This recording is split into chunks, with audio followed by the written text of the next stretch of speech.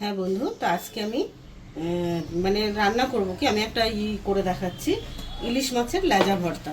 ইলিশ মাছের লেজা ভর্তাটা সবাই জানে, কিন্তু আমি আমার মতন করব। এইভাবে দেখুন, অনেকে তো কাঁচা পেঁয়াজ দিয়ে করে, আবার অনেকে ভাজা পেঁয়াজ দিয়ে, তো আমি ভাজা পেঁয়াজটা দিয়ে করব। তা দেখুন আমি কিভাবে করছি। আগে আমি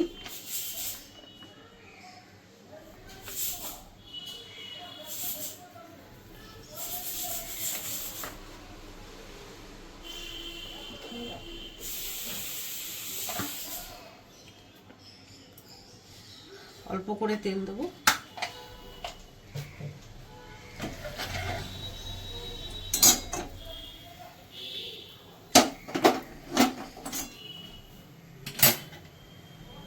এবার লেজাটাতে আমি নুন হলুদ মাখিয়ে রেখেছি। এবার আমি এটাকে কড়াতে দিয়ে দেবো। তেলটা গরম হয়ে গেছে।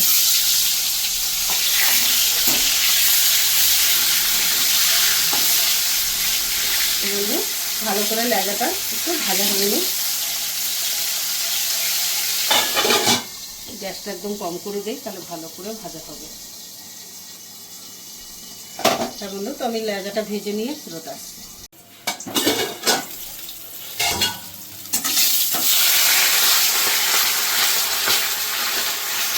হ্যাঁ বন্ধু, তো লেজাটা আরেকটু ভাজা হবে একটা সাইড।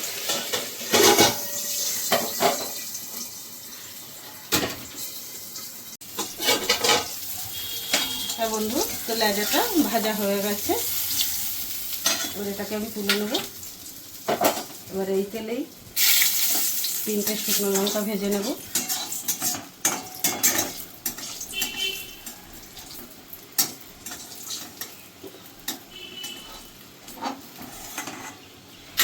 এবার এই তেলটার ভিতরে দিয়ে দেবো একটা পেঁয়াজ কুচি। একটু বড় সাইজের একটা পেঁয়াজ নিয়েছি।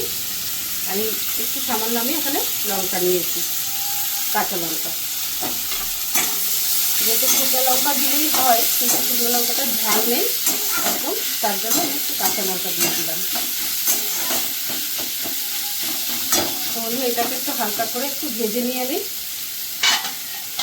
একটু হালকা নরম। বন্ধু, তো আমার পেঁয়াজটা ভাজা হয়ে গেছে। এবার আমি এটাকে তুলে নেব। আর তার সঙ্গে আমি লেজাটাকেও ভালো করে বেছে নিয়েছি। লেজাতে তো অনেক কাটা থাকে, তো সেই জন্য আমি ভালো করে বেছে নিয়েছি এটাকে। এবার পেঁয়াজটাকে তুলে নিলাম।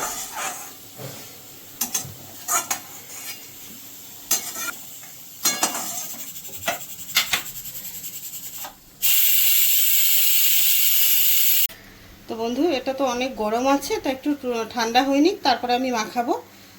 তাহলে আমি একটুখানি পরে আমি করছি, 2 মিনিট একটু ঠান্ডা হতে দেই আগে। তো পেঁয়াজটা ঠান্ডা হয়ে গেছে, এবার আমি এটাকে মাখাবো। অল্প করে নুন দিলাম, লাগলে আমি পরে দেবো, বেশি দেবো না আগে। আর দেবো একটু কাঁচা সর্ষের তেল।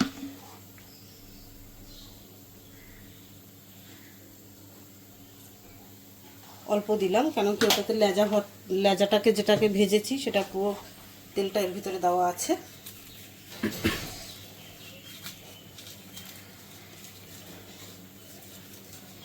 তো বন্ধু, অনেকে আবার রসুনও দেয়, কিন্তু আমি দিলাম না, কেন তাহলে আর ইলিশ মাছের টেস্টটা থাকবে না।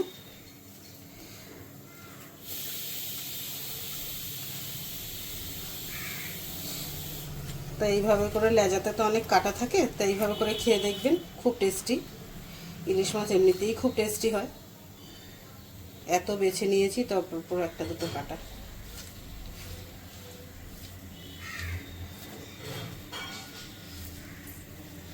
বন্ধু, খাওয়ার সময় একটু মানে সাবধানে খাবেন, কাটা থাকতেই পারে। এভাবে যদি মেখে খেয়ে খাবেন।